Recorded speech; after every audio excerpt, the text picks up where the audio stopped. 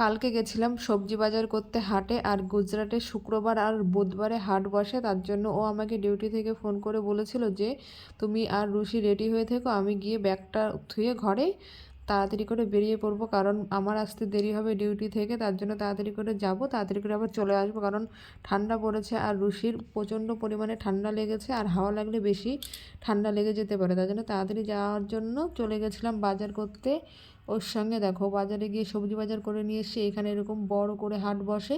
এখানে সব কিছুর দোকান বসে, জামা কাপড় থেকে শুরু করে কসমেটিক বলো, চপ সিঙ্গাড়া, তারপরে হলো বিস্কুট, সব কিছুর দোকান বসে এখানে। তো এখান থেকে আমরা গুজরাটে শুক্রবার আর বুধবারে হাট বাজারটা করি। এই শুক্রবারে এই কাছে বসে, আর বুধবারের দিনটা একটু দূরে বসে হাট, ওইখানেও গেছিলাম, ওইখানেও খুব ভালো হাট বসে, ওইখান থেকেও নিয়ে এসি বাজার করে। আর শুক্রবারের দিন এইখানে চলে আসি বাজার করতে। তো বাজার করে দেখো নিয়ে চলে এসেছি সবজি বাজার, এতগুলো সবজি নিয়ে এসেছি এখানে। মানে সবজির একটু দামটা বেশি নেয়, কিন্তু হাটে গেলে একটু কম নেয় সবজির দাম।